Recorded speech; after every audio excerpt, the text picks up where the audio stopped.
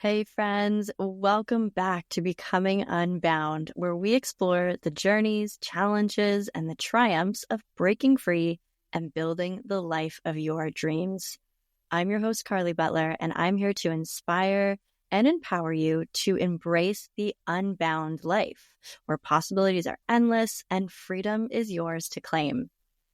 Today, I am absolutely thrilled to be joined by someone who embodies creativity, passion, and authenticity, Megan Telpner. Megan is a multi-passionate entrepreneur, best-selling author, a super connector, and a true heart-led visionary. Her work has inspired countless people to embrace healthier, more fulfilling lives, and she does it all with a touch of vintage charm. I had the privilege of knowing Megan in a very special way as her child's teacher and camp counselor, and getting to know her has been an absolute gift, and I can't wait for you to hear her incredible insights, wisdom.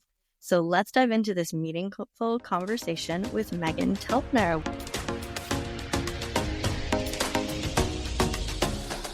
Welcome, Megan. Thank you for having me, Carly. Super jazzed to be here chatting with you, especially on this topic. Yes, you are and one of the people that I sort of looked to understanding what this becoming unbound, living a life that really had a lot of, meaning and fulfillment, and like understanding that there were different paths to take. So it's super, super amazing that you're here now. We are officially in 2025. I feel like we're ready to go. I'm certainly feeling that way for sure. So welcome to the podcast. I'd love to start off with just let's hear a little bit about how we sort of got to know each other. Maybe you can tell a bit of that story. It's quite a sweet story. So do you want to start? How did we meet? What have you been up to? How did our worlds collide? So when my son was, I guess, 5, he just turned 5, we were looking for some summer camp options for him. And gosh, no, maybe he was 4.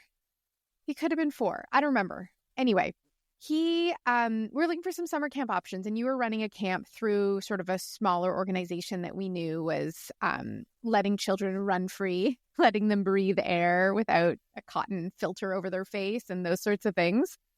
And and it was a big deal for us because he'd been in a pretty sheltered little bubble because of what was going on in the world at that time.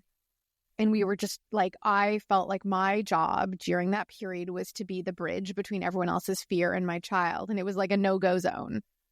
So that was my priority, was for him to never know that there was anything unusual going on, and to give him the most normal childhood during that key period from when he was 3 years old till 6 years old, basically. That's when they're like the most, they're absorbing and understanding the world around them. And so when I saw this camp, sounded great. And I remember dropping him off. I remember we were like at the Grenadier Cafe in High Park. And it was the first time we'd left him sort of with, quote unquote, a stranger. I felt really good about you when I first met you. You had a great energy. The other children seemed lovely. And there was no tears that day. There was tears later on because he'd gone through like a more negative camp experience, but then we returned to yours. But I just remember him waving and me crying as I walked away. And my husband Josh was like, "Are you okay?" I was like, "I'm not okay." Like, I wanted to like hide in the bushes and just like watch him to make sure that he kind of found his way. But it was great. And you and I hit it off since then. And you ultimately ended up, through a few staffing changes, ended up being his teacher for a portion of time. And now I'm lucky enough to have lured you into the occasional childcare, lured you in with offers of spa, offers of saunas and red light and biomat and a little fun with the little boy. And so it's great. And then, we stay connected through our multiple voice notes. Yes, voice notes are it. I'm so sold on them. I know, they're like little mini podcasts. So I like have to set myself up with like a little crochet to listen to your 5-minute voice note. I love it.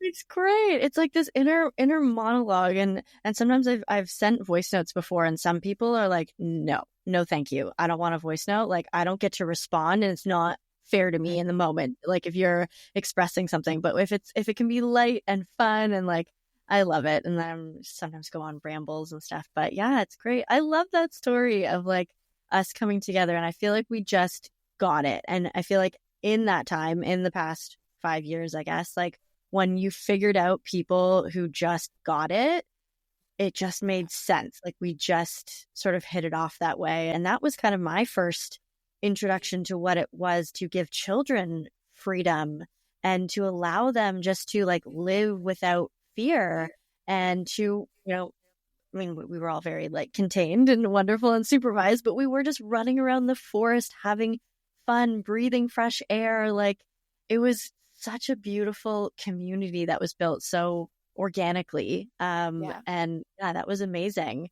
And that was in my previous career. I feel like I've now kind of retired from that teaching, camp counselor, childcare portion of my life. And I feel very connected to you because you've also done this early retirement. I feel like everyone told me, they're like, wait till you retire as a teacher. It's going to be amazing. Like, think about the pension and all that kind of stuff. And I was like, you're right. I should retire now. Yeah. And I had that. It's funny because I had that feeling, but I had it after my first day of work when I was 24 years old. It's like, I got to retire. Like, this is all about retirement because what's happening here is not going to work for me. Yeah. So what was that moment that you were like, oh, heck no, this whole thing is this 9 to 5, this clocking in and out. What was like the thing where you were like, nah, this can't be it? It was probably my first day at a real job. So like a job that like I was a summer camp counselor. So like a job that didn't have an end in sight. Like I'd taken a year off after high school to work for a year before I went traveling, and I took a year off. So like there was those kinds of jobs, but this was like post-university. I'd done my final big trip and then got a job, and it was with SunQuest Vacations, writing the descriptions for the travel catalogs. And I got into the office. I was shown my cubicle. There was like light rock radio playing. It was someone's birthday, so there was like the box of Tim Hortons with the balloons. And I was like, oh goodness, so this is it. Like, this is it. And I was there 3 months, but after about a week, I was like, okay, I think I'll make it to lunch today. Like, I can get to lunch. And then I was like, okay, I can get to and it was brutal and lifeless would be the word. And I was like, this can't be it. And like, this is killing my day. Like, I have no time to do, like, the entitled 24-year-old. I have no time to myself. I'm still living in my parents' house. And I ended up getting my next job was in advertising, and my commitment was to do it a year. I gave 7 weeks notice to the day when my year was up. And all that time I was like, I don't want to do this. Like this, I'm solving other people's problems. I'm solving problems for businesses that is not relevant to me. It just had no meaning, which again, like, I was in my quarter life crisis. Like, what do I want to be? But I also knew that I knew in my heart there was more, and there was more potential, and I suffered through it. And ultimately, I mean, before I started my first job, I'd gone traveling in Africa, as I mentioned, and was vaccine injured, which is how I ended up on this path. So I was getting progressively sicker and sicker. And my outward world, what I was doing on the outside, was brutal. Like it was, I went from job to job. It was 9 jobs in 3 years in this phase when I was working in advertising. I loved job interviews, loved first dates. Wasn't interested in putting in the work for the long term of any of it. But through that process, I was getting sicker and sicker. And so ultimately it was like this grand implosion in my insides, but also at my life being like, I've now at this point, I was 26, I'd followed everything I was, in quotes, supposed to do to be successful. I'd gone to university and I got all the scholarships and I got the university gold medal and I got all those things and I got the corporate job and I was getting raises and promotions and better jobs and I was looking for a condo and I had a cute boyfriend who had a British accent and all of it was horrible. Like none of it was what I truly wanted in my heart. It wasn't aligned. The challenge was that I didn't know what the answer to that problem was. I didn't know how to solve it. But ultimately what solved it was getting healthy and resolving this health issue I had, this autoimmune disease that I developed. And then I started my business, which at the time when I was starting, I went back to school to study nutrition. And then my business was teaching in-person cooking classes and doing, I wrote a blog that very quickly became syndicated with the National Post. I was shameless in what I would ask, the opportunities I would ask for. And I was surprised by how many yeses I got, which to me were just little winks that I was on the right track. But I also knew that I did not want to work. And it was really funny because my first year running my own business, I grossed $8,000. And my second year, I grossed $30,000. This was 2008, 2009. And one of my best girlfriends from kindergarten still is. She's an investment advisor with one of the big banks. And I said, listen, I want to retire at 30 was my original goal. No, maybe it was 35. And so she did a projection of what retirement would look like if I continued earning $30,000. And then no, I'm going to double it next year. And then I'm going to double it. And I'm going to keep doing that. I had no idea how I was going to do this. But the goal from very early on was to retire at 35. I didn't, because when I got to 35, I was like in it. Like I had my second book come out. I was in the process. I had just taken everything online. Launching the Academy of Culinary Nutrition. So I had grown it. But yeah, it ultimately achieving that financial freedom in a way that was joyful has been a goal for a long time. It was that I had no idea how I was going to do it. And that was actually a big part of the learning process. Like as much as it was building my business, it was understanding the world and money in a way that was not status quo.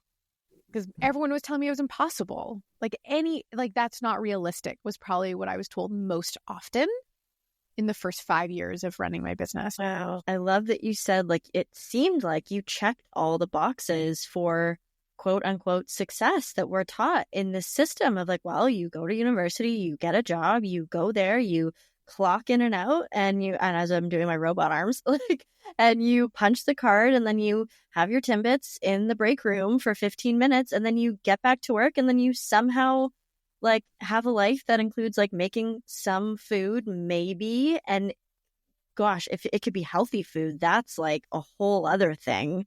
And so you did it. You checked all the boxes. You did it. And then you were still no, thank you. Thank you, but no, thank you. Yeah. And so it's so interesting that this version of success that we're taught in school and as in society in general, even outside of school, it's a real head scratcher, to be honest. And one of the things that was really challenging is that I have a close relationship with my parents. I still do. So they're my advisors and also my best cheerleaders. And they would, I'd be like, oh, I don't love advertising. And my dad had an ad agency. They wouldn't hire me there, which was fine. But they would be like, you're so good at it. You're so good at it. Why would you do something else? And I think for a lot of people, that's what stops them. They're on paper succeeding and thriving and growing and developing this career in this industry that they're so good at. And I was like, well, I think I could be good at a lot of stuff. If I can figure out this world, I can apply it to anything I ever want to do. But I think that's what stops people. A lot of it is that they're successful at something. So why would they risk it all to try something they might actually be horrible at or fail at just because it's what they want to do? Which is kind of what you did. I, as you were saying, oh, but you're so good at it. I feel, it's funny that you would say this, but I feel like you even were one of the people who could attest to the fact that I was good at what I was doing. Teaching comes very naturally. I have a great connection with children. It feels like there were moments where I was just like, oh, this is so fun. And yet here I am still doing the clocking in and out. There's Timbits in the break room. You just do this and this and this. And and I guess then you go home at the end of the day. Now my schedule, I think people think that teaching, you get summers off and you get to leave work at 3:30. And that's not true at all. But it totally is something where like, oh, well, you're good at it. Just keep going. Like, just don't think too hard about it. Yeah. And you have the success. So just keep going. That's the Yeah. story that we're told. Yes. I'm really curious about that financial freedom piece because Yeah. it can be accomplished in a lot of different ways. Let's say, you climb the corporate ladder, you get the raise, you get the next better job or the next better role, or you take on more responsibility, or maybe you even do shift careers, but you're still climbing that ladder. So in that idea of financial freedom, what does it mean for you? Like, how does that look in your day-to-day life, if you're planning out a year or the next 5 years? Like, what does that financial freedom look like? And how could we sort of frame it for our listeners here? So the most basic understanding of financial freedom is that your money is invested in such a way that it is delivering returns that cover your cost of living. So you're no longer working for money. Your money is working in a way that covers what you need to live on and optimally live on happily, like to your optimal standard of living and quality of life. So that's like the most basic definition. And, people throw around financial freedom all the time, and I don't think actually understand what that means. Mm-hmm. So I started with, in my own life, I started, we were talking before we started recording that she's like, you said I have such nice light. I was like, yes. And I also lived in the 60 square feet of this corner while my entire business was operating on the other side of the room. And so I learned to live a very lean life where, that first year when I was making $8,000 a year, I was bringing food home from my parents' fridge. Like, I literally remember having a tote bag and grabbing some apples from their fridge drawer. And then I would live off the leftovers from my cooking classes was basically what I was doing. I've always been kind of crafty with fashion. So I've never spent a lot on clothes. I love clothes and I love having really cool and interesting things that are unique, but I don't spend a lot on that. So there's, I was very clear on the quality of life metrics that mattered to me. So it's gotten a little more luxurious of late, but I don't need a lot of money to be happy day to day. And so knowing that, I was always really mindful about both spending in my company and also personally. And I knew what the number was that I needed to hit. So if we want to get strategic for a moment, I had an incorporated business. And I would, as my business grew, instead of reinvesting all of the retained earnings, like the money left over at the end of the year after everyone had been paid and taxes had been paid and, expenses had been paid, instead of reinvesting that all back into my business, I started investing it to be able to live off in my retirement. And so I knew that once those retained earnings that were invested in earning returns reached a certain number, my magic number, I knew I could turn off the faucet of ongoing income generating. And so I did manage to achieve it when I turned 40.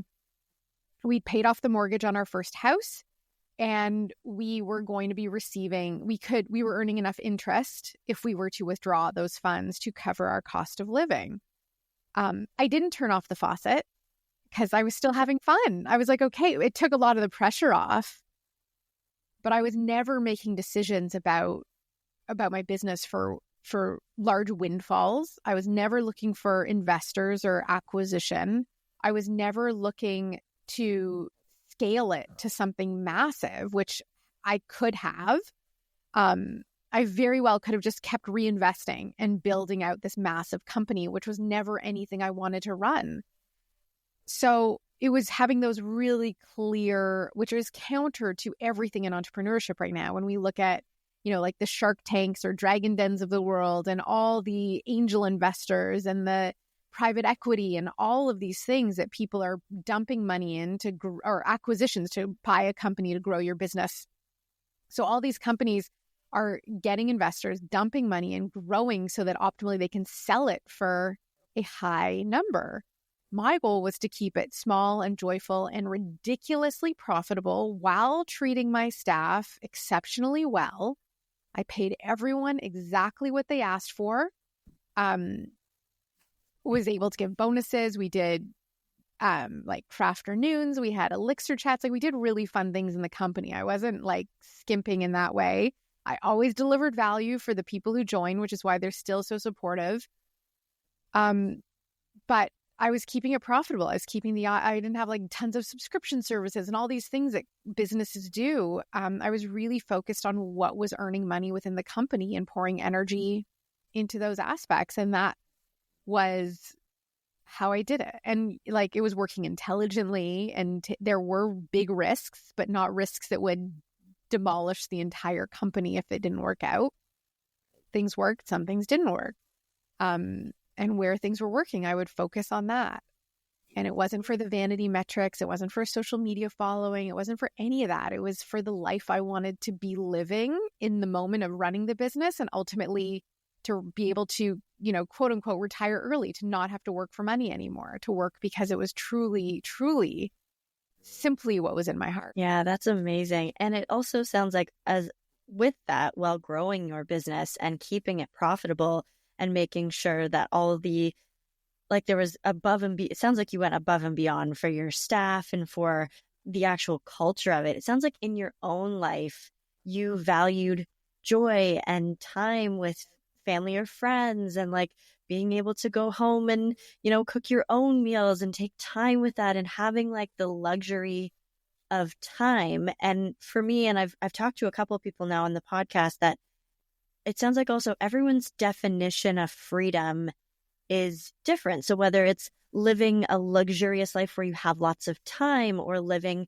in a financially free place where you have the luxury of abundance or wealth, or maybe like even for myself, one of my markers of freedom was having freedom over my own time and autonomy over my schedule. So these different definitions of freedom, I feel, are so beautifully encompassed in whether it's becoming unbound or living this life that includes that aspect of freedom and joy. Yeah. And it sounds like in your life, that was a value for you. And I think your value systems and how you figured that out, that's also a really, really key piece of that, of you figured out early what you wanted to prioritize in your life. Yeah. Yeah. And I think a lot of that for me came from the challenges of who I am as a human, like, you know, prone to high anxiety and worry, prone to very busy mind, or the idea of needing to be overproductive to be valuable, or, you know, all of those things. But even in school, like in university, I would get an assignment, go home, finish it, and be done, so I could have that free time. And ultimately, it's funny when you say like the freedom to go home and prepare a meal. In 2022, I had one of my graduates, a culinary nutrition expert, in my home preparing meals for my family. And which, again, luxury, a privilege. It was awesome. She was amazing. But also, why was I working so much that I wasn't able to do that for my family? Something that that was my business, was teaching people how to prepare food. And so I'd rush from my office to get my child from school, and then get home and have someone else in my kitchen preparing all the meals for us. And that's when I started to be like, okay, this is a disconnect. And for anyone with children, you know, infants, toddlers, there's a certain need. But an active young child, an elementary age child, really just wants you and your full attention to do activities with them. And I was too tired. And like, I had a staff across Canada, so there would be Slack messages coming in up till 7 p.m. sometimes. And, you know, I didn't have the discipline to be like, no, you'll wait till the morning. I would respond to them. So for too long, my attention was constantly divided at home in what should have been my time. And with anyone with a business, like, you're always partially on. That's just the nature of the beast. But that was really what ultimately was one of the reasons why I was like, okay, I think it's time to start to wind this thing down. Like, it's not working anymore. That's really beautiful. I think just an understanding that in yourself, and then being able to make the business decisions that you need to keep those values prioritized. And again, you sort of bucked that trend of like, okay, well, we're going to reinvest in the business. We're going to scale it. I mean, gosh, you could have gone and kept going. It could have been this massive thing, but you kept true and authentic to the values and the things that were present in your life. Like you could say, okay, well, I'll spend time with him later, or we'll do activities later. Like I've got business to do, but like, it's so beautiful to know that you stuck to your authentic and integral values. And you could see that throughout the whole time. It sounds like you were very aware of that and you were able to honor that throughout and make business decisions while keeping that in mind, which is, I think, probably a pretty big challenge, knowing what you could have done or what you should have. Like, I feel like we're Exactly. in the entrepreneurial world, it's like, don't shit on yourself. Yeah, it's exactly it, is that it's having the discipline to, just because you can doesn't mean you should. And I remember, once I had my son, he was born in 2017, I completely stopped doing evening and weekend events. Like I was not going to be driving out to a suburb of Toronto to do like a talk in a health food store. Like that was off the table. There just wasn't enough value in it. And then I just didn't have the energy. And there was that component too. It's like, I wanted to be present. And one of the best gifts, it's been almost 2 years since I scaled down my business to basically I'm terrible at being retired, which I have come to learn. But, every day at 3, if I'm picking him up, it's at 3. If my husband's picking him up, it's 3:30. Like the day is done and we hang out as a family. And like, what a special, like we always sort of wonder, like, will he even know how rare that is to like finish school and have both parents home, like just chilling or, going on a little adventure or whatever it is. Like we will, in the summer, we will both go, well, spring, fall, but we'll both bike to get him and we hang out in the park after school. And like, that's a gift that he obviously takes for granted because he's 7.5. But, that we all get to do that as a unit is profoundly meaningful for Josh and I, at least, even if our son has no clue. Yeah. And they won't remember, but it's about how that feeling of safety and that feeling of time and like those types, and him watching you have those values. And then, when he grows up and it's like, oh, okay, well, this is different. My family we were always like done by 3:00 and playing in the park. Like whatever it turns out that he gets into, that is always there. And that's why those years between 0 to 7 are so crucial, because they do get imprinted. And it's like, oh, well, I don't know if you're working till 5 because my family, we go play right now. So yeah, even that notion, like that will stick 100%. Although he may wonder, like, did they ever work? Like, I mean, he knows Josh sometimes has clients. And it was funny because we got back from our holiday and I was on my computer, which I had closed it for 3.5 weeks, which is like a personal record. And I was like dealing with like some accounting stuff and just business admin stuff. I was like, I don't like working. And it came out of my mouth and my son goes to me, well, you're retired and daddy actually works. And I've never heard him say that. No. It's like, what is imprinting? But yes, we're teaching him business. He's got his own little businesses going. And I think, I mean, you said it, you said it, entitled 24-year-old. And I think there's such heavy programming around getting a job in that successful thing. And it's like, I truly believe, and that's why I'm on the path that I'm on, that there is another way to do things. Like, and when you said like, this isn't it, like, it's not that like, oh, we don't like working or contributing to our community or serving the people around us, or, there is those nitty gritty accounting things that you have to do. And I can't imagine that those are fun. But at the same time, like, I do believe we are human beings, not human doings. And we are here having this human experience. And I think I don't know if there was ever a rule book about how to do a human life, but I think we're like in the process of literally breaking free of that societal conditioning around like, okay, well, this is how you do a human life and do it and you'll be happy. I feel like they just shove it down our throats. Yeah. And then all of a sudden it just takes that little itch. And maybe it is that 24-year-old just being like, no, I don't. And it's not, I wouldn't even say it's entitlement. It's just seeing the world in a different way while still serving community. Yeah. And it's a curious thing too, because like you mentioned that, people might, poop on a teacher's schedule being like, you're done at 3:30 and you have summers off and all your holidays and all of that. But what's interesting is that, and you've maybe experienced this, is that even if it was a 40-hour work week or whatever it was,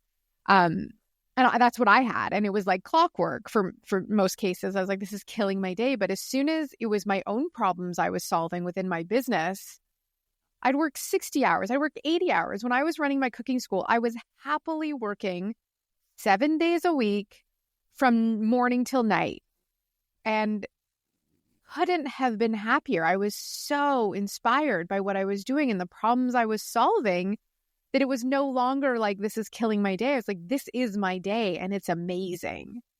And I think that I've been thinking about this recently because while we were on winter break, my son kept talking about school and how excited he was to go back to school. And he loves math. And, you talk about the different children in his little community there. And we love that it's like a world that is really separate from us. Like it's his world. And he's in a Montessori. So he's in the equivalent of grade 2 in a Montessori. And so they have a lot of freedom to learn how they want to learn and do research on what they're interested in. And they learn how to present and do all these things and really learn accountability. So what he has to do in his class is keep a journal all day and stay accountable to how he used his time in the classroom. And both Josh and I hated school. Like we endured it. Josh dealt with it by barely getting by. I dealt with it by trying to figure out the system and win and get, my 100%, or it wasn't good enough. And, we all have our dysfunctions. But most children learn to tolerate being in school when they do not enjoy it and aren't engaged. And again, they're solving problems and doing work that isn't relevant to them because most of the curriculum isn't relevant. And then they go to jobs that aren't relevant, or, it's for a paycheck for the other, 16 hours in the day or the 2 days off a week or whatever it is. And like you were saying about, learning to do life differently than how sort of the human life has been programmed. I think it's deconditioning from the idea that we actually need to suffer for any gains we have in our life. And it's not to say that being an entrepreneur or living a life of freedom, however you define it, won't have its challenges and hardships and real life things that happen. But optimally, you can see the light at the end as you're solving these problems that are maybe more relevant to your actual 3-dimensional or 5-dimensional life that you're living. Yeah, I love that. It is that deconditioning. And from school, like we're learning, I remember high school, like, and I know this is thrown out a lot, like, oh, we're learning the Pythagorean theorem. And like, when in the heck and bob did I ever use that in my whole life? But then when it came to, I think it was data management, and they were teaching me how to use an Excel spreadsheet in high school. And I was like, oh, finally something relevant to me, and I can organize my data and I can like see how like to manipulate something that actually worked. And I was like, and that's when honestly, grade 10 math, I was all of a sudden like, oh, something useful. And I think we do get programmed into this kind of normal life. I just opened up The Myth of Normal by Gabor Mate, and it's so amazing. And he talks about like the toxic world and just how we've basically normalized this toxicity. And toxicity can mean like a lot of different things, but in this way, it's like working for these redundant kind of unconnected, unrelated goals, whether it's on a math project on the Pythagorean theorem that you are literally never going to use again in your whole life, for most of the population, or it's working a job where you're, writing things or doing stuff and punching in and out. And you're like, well, I guess I do this for X, but X is not purpose. It's not joy. It's not fulfillment. It's for just a paycheck. Right. Which can also be valid. Yes. Some people need a paycheck, but I mean, not some people, we all need money, for now, but until we're trading gold coins and eggs or whatever it comes to. But the thing that I think a lot of people don't realize is what the job actually costs. So you get a paycheck, but it's at a cost. It's at a cost to things in your life. And some people will be like, well, I'm commuting an hour to my job and I need it because I have my car payments and insurance and gas and I have to, you buy clothes for this job. And then you're buying takeaway because you're at this job all the time. And sometimes the more you work, the more expensive your life actually becomes, where you could actually get a different kind of job, work half the time, be closer to home and not need all those accessory things, and your entire cost of living shifts. So I've never truly been sold on like, well, I need my high paying job for all these things. It's like, well, at what cost? What are you trading to have that? Could you live on less and live happier on less and not be miserable when you wake up Monday morning or have the Sunday night blues because of the week ahead, or waiting till, when you're younger, you're like waiting till Thursday night is like the night out, which never made sense to me because you still have to go to work Friday. Or like, living for the weekends. I think it's on average, we work 260 days out of the year, our standard work days in Canada. That's a lot of days to be watching the clock to just pass by. And guaranteed everyone has it in them to either find a job, to work with a company or an entrepreneur or whatever it is that would fill them up, and or to create their own way in the world, which does take a leap and it takes a huge responsibility and it takes a commitment, which not everyone is ready to do or should do. Like, not everyone should start their own business, that's for sure. But, I also don't think everyone should be miserable. So take your pick. Not all jobs have to be miserable. I tried to create a beautiful place for people to work. And I wanted to ensure that this workplace was never a source of stress. The work that had to get done might be challenging at times, but that having to ask me a question was never going to be scary, or there was never any interpersonal conflict amongst the team. Like, none of that stuff there was zero tolerance for any of it. Having open lines of communication, like there can be beautiful, joyful workplaces. So find those if where you are is miserable. Yeah, I love that. And I love that the idea is like, not everybody has to become an entrepreneur. That's not the only way to do it. And I think that there's also this really beautiful sort of understanding that, yeah, go find another entrepreneur who's already set up the systems and slot yourself into that culture and see if they obtain the same values as you. I mean, first you get clear on your own values. But if they obtain the same values as you and the work feels purposeful and the environment in which they have created and curated for their employees works for you, then that can also be a joyful experience as long as you're clear on your values and you can find someone who matches those. Exactly. I always hired people who were entrepreneurial. Every single one of my employees had either had their own business at one point, had a side hustle, whatever it was. And I wanted to give them the freedom, because what I think engages us in a job is, one, to be engaged and be given not just accountability, but a sense of responsibility, freedom to solve problems on their own and like gather for solutions, gather to brainstorm. But like, this is your problem to solve. And I trust and know you can do it. And I'm here however I can support you in solving this problem. So, and that's ultimately what entrepreneurship is, that you're constantly looking at how to solve problems, how to make things more efficient, in some cases more profitable, how to better serve everyone who touches your business. And so, and what I learned, and what actually took me some time to fully grasp, is that people can be entrepreneurial and people can also want to be the second in command, not the one in command. That, we did when we were hiring people, and this didn't determine if they got hired or not, but we did this bird personality test. You could be like an owl, an eagle, a peacock, or there was one other. I had lots of owls who were like, wanted to do the work, but didn't want to be the peacock, like didn't want to be out front at all. And it worked beautifully because there was no jealousy. There was no like, oh, put in my time here so I can go do it myself, which I had in the past, had those people as well, because I value those qualities. But,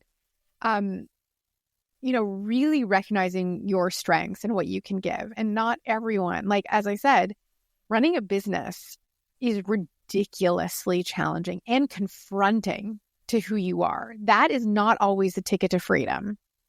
Because if you can't figure out how to delegate, or cannot build trust and responsibility in those you hire, cannot get yourself organized and disciplined to stick to a schedule, fulfilling what you actually need to do day to day, it's sort of like an inverse pyramid, that it's only going to be as strong as the foundation. If the foundation is weak and crumbling, or confused and disoriented and, not sure what it is, nothing can build on top of it. And so that takes a whole lot of radical honesty at what your weaknesses are, so that you have the support, and can hire the support and delegate the support that's needed. The word that stuck out for me in all of that was just trust. Like, you were able to give freedom because you probably first established that trust. You played on the strengths and areas for improvement for your staff, and that trust, and you trusted that no matter what would happen in your business, whether it was them that figured it out or you mentoring and helping and supporting, you had that element of trust in what was happening. And I think that's a really big element of freedom, that if you don't trust yourself and your ability to like mentor and bring others along with you through this journey of life, like that's a huge piece of that freedom, to be like, okay, I trust you, go and do that. The same way that you would do that with children, and the same way that you would allow them to be like, okay, I'm here and I've got you, and I know that you've got this too. Yes.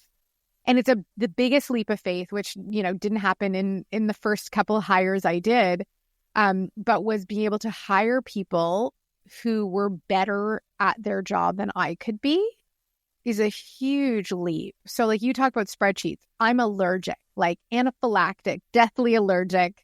I will drop dead if you give me a spreadsheet full of numbers. I learned how to read them, but I can't. Even, my money mastery course that I released in 2024, I went back to my original operations director, Asha, and I'm like, help, like there's like 2 spreadsheets. I need you to please create these formulas, because I can't.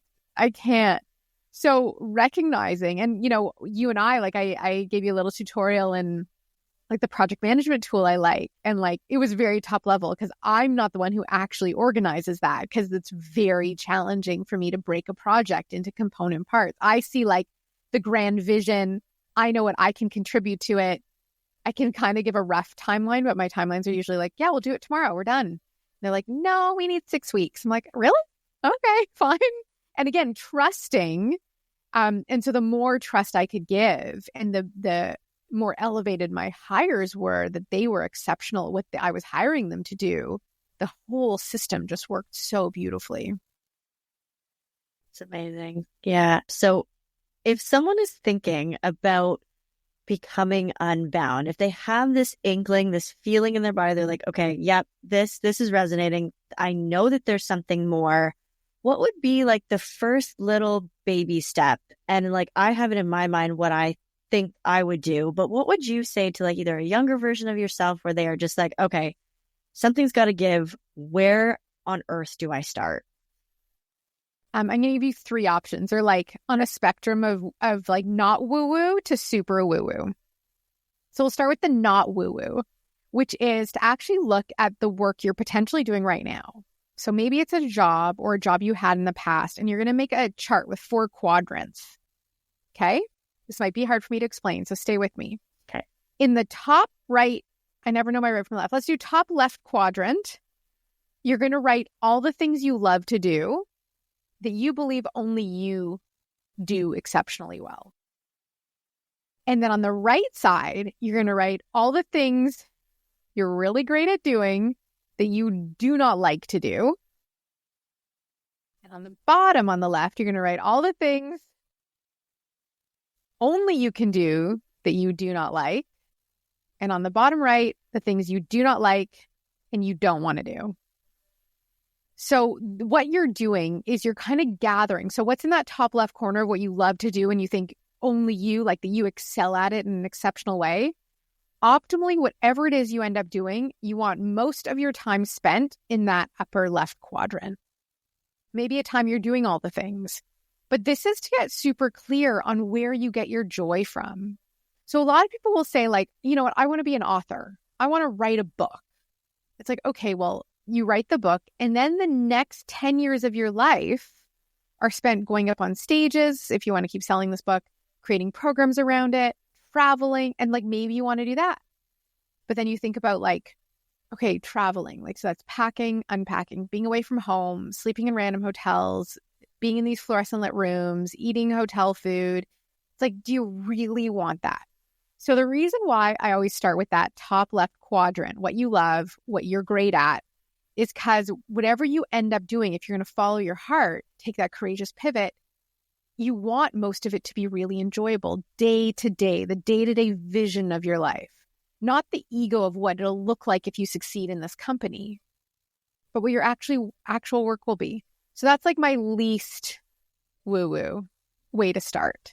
The middle of the road is to start looking around at things you think you'd love to do and talk to people. Find out what their steps were and their process was. Being like, you know what, I would love to be a podcast host and producer. Who could I possibly talk to who is on that journey to doing it? What are they loving about it? What are the unforeseen challenges? So like we live in a society, in a world, and a time where we want like instant gratification and instant dramatic results from aggressive action. And that's not actually how you build the foundation to a life. So take your time in thinking these parts through. So finding people who are doing what you love and call them. Like dare to use the telephone and have a conversation with someone about their journey, about their process. And, you know, it's old school and it still works. The super woo-woo is to actually find moments in your day where you are in silence with yourself. And, you know, I teach a free coherence class. There's tons of methods. You could walk in the woods in silence, like leave your phone, leave your headphones, but to start to re-engage with who you are in your heart. And our heart's intelligence connects to the cosmos. And the heart doesn't have anxiety. It doesn't have depression. It doesn't have worries. It only reads the energy of the present, and it reads the energy of what surrounds us in the present moment. So the more that we can get silent and start to tune into the infinite wisdom of our heart, which has more impact on our brain than the other way around, we will start to just know things. Trust me. And you start to just know. And again, you have to check your ego and check your doubt and check your belief, because we can make ourselves believe anything we want about ourselves. That does not make it true unless we follow it up with the action. But you have to know truly, without fear and without ego and without fear of judgment and all those things, what is resonating in your heart that you want to bring forth. First, just think about your own life, because what's good for us independently, individually, is good for the world. Ultimately, when it's not your ego, when it's like, this is what would nourish me, this is what would bring me joy. It's part of being the joyful, and part of being in the joyful rebellion is to live in joy. So tapping in, well, again, meditation, yoga, fishing, golf, whatever it is that brings you to a place of flow state. I recommend crochet. That is how you start to tap in and be brave enough to answer it. And I will never forget the moment when I was like, I'm going to go into nutrition. And I was in this health food store and this woman was telling me all these things about this protein powder. And it was like the lights came on and the angels were in the balcony and they were like, no. That's my singing. And I was like, I want to know all of this. Like, I want to know this. And it was scary. And it was scary to tell my parents I wanted to go back to school. And it was funny. I told my coworker, we shared a windowless office at this ad agency. Her name's Paula. And I was like, I think I'm going to go to nutrition school. And Paula's like, that's so obvious. So there's that. is just tuning in to the messages, even if they make absolutely no sense. You don't have to light your life on fire to follow it, but you just start dipping your toe into what you're hearing when you ask the question. I love that it's everything you just said is, depending on the journey or the path that you're on, is accessible. And I feel like the writing of the lists of the things and writing it all down to see it on paper, to tuning into the heart, like that is beautiful. I feel like I low-key did all of those things, maybe in a different way, maybe in a pros and cons list or something like that, through meditations and through things that were just like gifted to me. And they're like, here you go. Like, do you want to do this? And I just listened to those little signs and those things that was like, oh, maybe this is the thing that's, the opportunity or whatever it may be. So I love that, those three sort of things that you could do. That's amazing. So I know you're retired, but you're failing at retirement. So if people want to go find you, where can they check out the work, these courses that you've mentioned, which I've been a part of, and they are truly amazing once you do them. Yeah. So you will get there. You and our dear mutual friend, Kendra. I told her you and Kendra. Kendra's amazing, everybody. I think, is she going to be on your show? I think she told me she was. Yep. So that's great. Maybe she already has been. Who knows? But anyway, you guys can start your study group together. Go to fun.megantelpner.com.